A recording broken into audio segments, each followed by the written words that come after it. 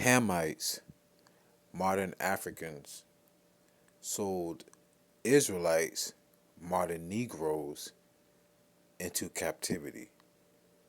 We are not African.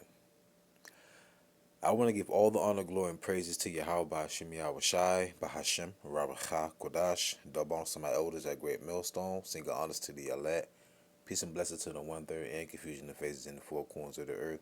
Shalom. Article from Black Enterprise. Ghana and other African nations who enslaved and sold blacks to Europeans to formally apologize. I read that verbatim. There's no such thing as black or white people on earth. Either you have melanin or you lack it. And there is a clear distinction between all nations on earth. Okay? And you always hear the same rhetoric when Esau don't want to take responsibility for them bringing us into captivity. When I say Esau, modern day white man, woman, and child, so-called white man, woman, and child, or Caucasian, I should say, they'll be quick to say, "Oh, your own people sold you into slavery." So you know what that'll be like? That'll be like me robbing my brother to give money to Esau. You're still an accomplice. But how about this?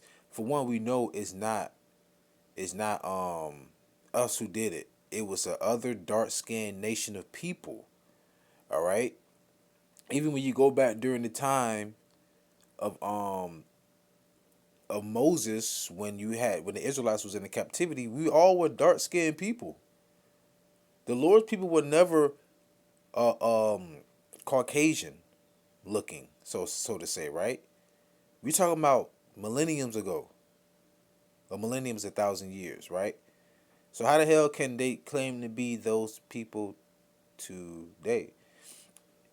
Before I continue, there is an Egyptian president by the name of Gamal Abdel Nasser. He said, he was saying this to the Jays at that time, the small hats at that time. I think it was a 1952 quote. He said, "You will never have peace here because you left here black but came back white." So evidently he knew something that a lot of people in the world didn't know. But anyway, let's get back to it. So Exodus 11:7. This, the Lord said a difference between the Hebrew Israelites, the Negroes today, and the Africans, all right, who will be the Hamites. Exodus 11:7. But against any of the children of Israel shall not a dog move his tongue against man or beast, that ye may know how that the Lord doth put a difference between the Egyptians and Israel. Now let's get to the article, which I will leave in the description box. Jumping down, it's the quote.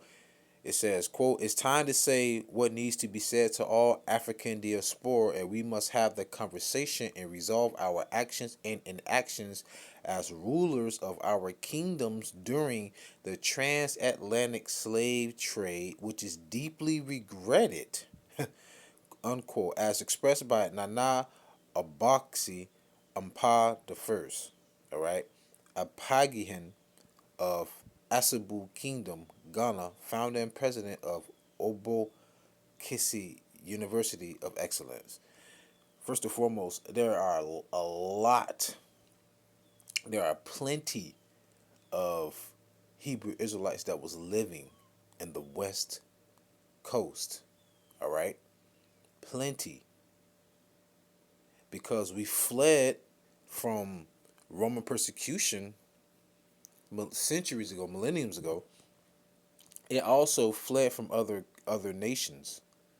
Okay, matter of fact, allow me to get that right now. Since I mentioned it, I'll get it right now.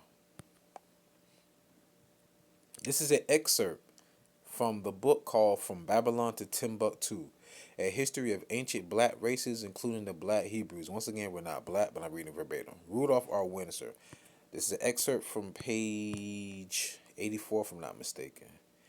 In the year 65 BC, the Roman armies under General Pompey captured Jerusalem.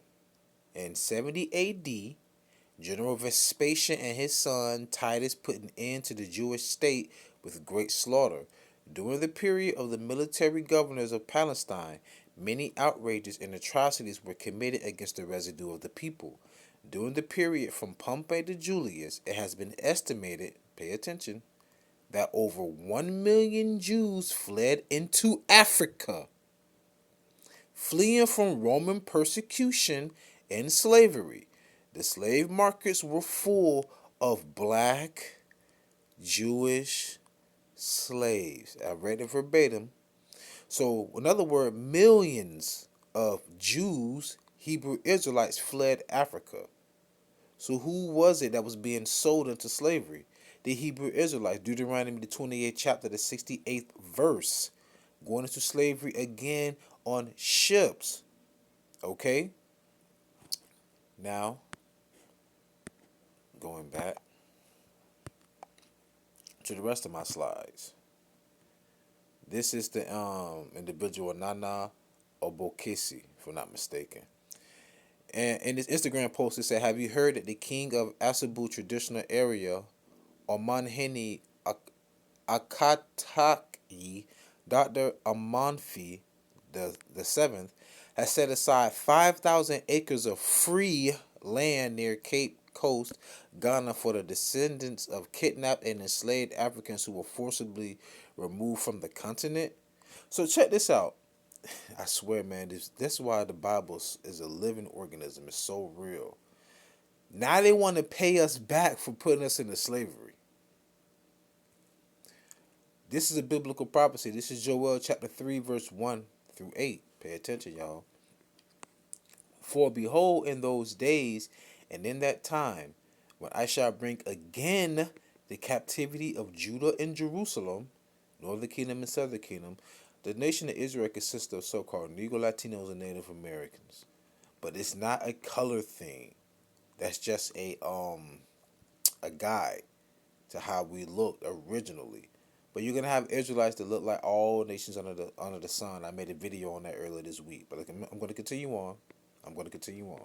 Verse 2, "I will also gather all nations and will bring them down to the valley of Jehoshaphat, and will plead with them there for my people and for my heritage Israel, whom they have scattered among the nations and parted my land."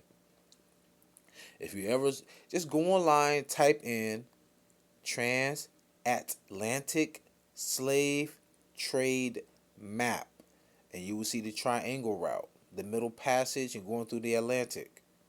All right? That's how they scattered us, and how they part our land. You have the Jays over there, the small hats, still fighting against the Palestinians. That's why I say the Bible is a living organism. As we speak, it's living and speaking as it is right now. Verse 3, "And they have cast lots for my people, and have given a boy for an harlot, and sold a girl for wine, that they might drink." All right? Listen now. "Yea, and what have ye to do with me, O Tyre and Zidon, and," forgive me, "and all the coast of Palestine? Will ye render me a recompense? And if ye recompense me swiftly and speedily, will I return your recompense upon your own head." Right here, 5,000 acres, free acres, they say, of those who were sold and kidnapped. That would be the Hebrew Israelites. So you're trying to recompense for what you've done. But the Lord said no. Verse 5, "Because ye have taken my silver and my gold, and have carried into your temples my goodly pleasant things." They remind me of the ark. "The children also of Judah and the children of Jerusalem have ye sold unto the Grecians." The Grecians. Remember I read that excerpt about Vespasian, Titus, and Domitian, right? Weren't they Greco-Romans? Wouldn't they be considered so-called white people? This is in the Bible, people. So the Canaanites, which would be, I think that's the grandson of Ham, or the youngest son of Ham. Well, I don't think it's the grandson of Ham. The Canaanites is where you will find the land of Israel today. It was known as the land of Canaan. Remember, the Lord pushed them out and gave us that land, which is the land of milk and honey. Okay? So, you have sold us to the Grecians. So, in other words, Hamites, modern day Africans, sold Israelites, the modern day Negroes, into captivity. You sold us into the hands of the so-called white man. That's why if you ever watch Roots, in the beginning when they're chasing us, Kunta Kinte, and the rest of us, the Mandingo tribe, you will see dark-skinned men running with so-called white men. Those are Hamites running with the so-called white man, not us. That's why I said it. I would tell you this lie. Oh, you sold each other into slavery. No, we didn't. No, we didn't. Stop it. Verse 7. Behold, I will raise them out of the place whither ye have sold them, America and all over the world, and will return your recompense upon your own head. We don't care about your 5,000 acres. Because Ezra, in the book of 2nd Ezra, the 6th chapter, the 54th verse on down, says, if the earth be made for our sakes, so in other words, the earth made for our sakes, 5,000 acres ain't going to cut it, buddy. It's not going to cut it. Anyhow, verse 8, and I will sell your sons and your daughters into the hand of the children of Judah, and they shall sell them to be Sabians to a people far off, for the Lord hath spoken it. So in other words, you're going to go into captivity just like you put us into captivity. This is Psalms 2 and 8 through 9. Ask of me, and I shall give thee the heathen for thine inheritance, in the uttermost parts of the earth for thy possession. Once again, 5,000 acres not going to cut it, buddy. Verse 9, thou shalt break them with a rod of iron, thou shalt dash them in pieces like a potter's vessel. That's going to be your recompense. And also, him being from Ghana, so to say, if you look here on this map, African map, so to say, Bight of Benin, that's the area right there that's talking about by the Gold Coast. Okay, where vast majority of us went into captivity. You see right here, major coastal regions from which captives left Africa. All right. Now, to show you that the Hebrew Israelites fled from Roman persecution and other persecutions into the northern parts of Africa. Look at this word here, Oudah, if I'm not mistaken, Ouidah. If you just take the O and the I away and put a J in front of the U, that's Judah. And it says the social history of a West African slave import, 1727 through 1892. Hence, Hebrew Israelites, the kingdom of Judah. Look at this. A monument overlooks the beach of, I'm going to say it right, Oudah, I hope I'm saying that right, where slaves were once packed into ships. Benin, UNESCO, La Porte du Non-Retour. In other words, the port or the door of no return. Once we went through there and got on those ships, it was over, man. Look at it. You can look at it. They listen. They literally is showing you like, listen, y'all the people of the Bible. This is you. This is Deuteronomy 28:68 right here. You shall go into slavery by ships. This is us, y'all. Man, call loyal YAHAWASHI because the lost sheep of the house of Israel has been found, and our captivity will soon be over. 1747, map of the kingdom of Judah in Africa. This map was created in 1747 by English cartographer Emmanuel Bowen as part of a collection. He was a renowned map maker with a reputation for being accurate. Here on his map of Negro land, Africa, he notes, quote, the kingdom of Judah, unquote, as the, quote, the slave coast, unquote. And what do you see down here on the map? If you look down under where it says Guyana, kingdom of Benin. Man, if you look closely, I can see right there it says Wida, Judah or Wida. Man, you can't make this up, man.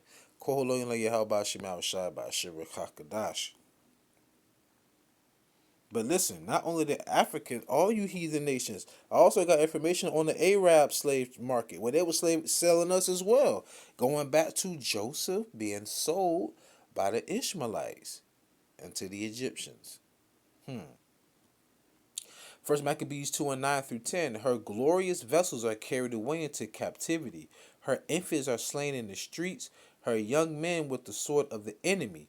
What nation have not had a part in her kingdom and gotten of her spoil? So all you heathen nations are going to get it.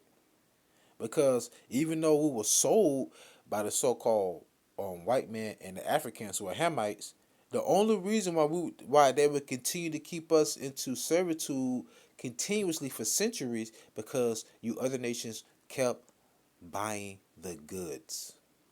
You all had your hands in it, right?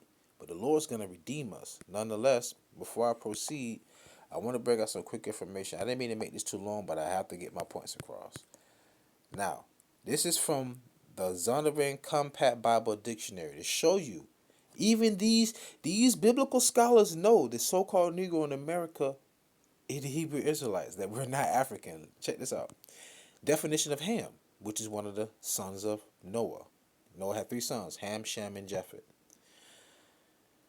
Definition of Ham in the Zondervan Compact Bible Dictionary: the youngest son of Noah, born probably about 96 years before the flood, and one of the 8 persons to live through the flood. He became the progenitor, which means the father, of the dark races, not the Negroes. What? Read that again. This is Ham. He became the progenitor of the dark races, not the Negroes, but the Egyptians, Ethiopians, Libyans, and Canaanites. You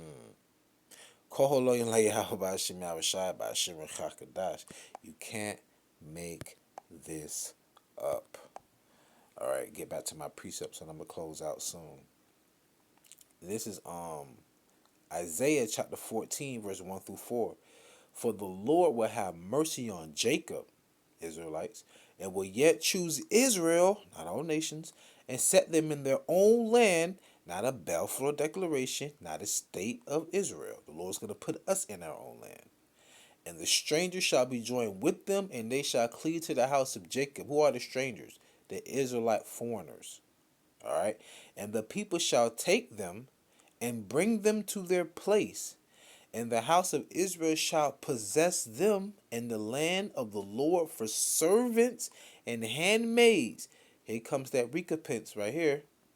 And they shall take them captives, whose captives they were, and they shall rule over their oppressors. In the Bible, people love Psalms, right? Didn't it say in Psalms, the 2nd Psalms, the 8th verse, it says, ask of me, and I shall give thee the heathen for thy inheritance. So you heathens put us into captivity. Now you shall be put into captivity. Verse 3. And it shall come to pass in the day that the Lord shall give thee rest from thy sorrow, and from thy fear, and from the hard bondage wherein thou wast made to serve, that thou shalt take up this proverb against the king of Babylon, America, and say, how hath the oppressor ceased, the golden city ceased. And call Elohim like YAHAWASHI by QADASH. With that being said, Revelation 13:9 and 10. If any man have an ear, let him hear. He that leadeth into captivity shall go into captivity. He that killeth with the sword must be killed with the sword. Here is the patience and the faith of the saints. So with that being said, I pray you was edified and fed. Stay in the spirit. Don't fear it. Just endure it. Ask for forgiveness. Pray without ceasing. Stay humble. Remain diligent. Kwame Sha'Allah.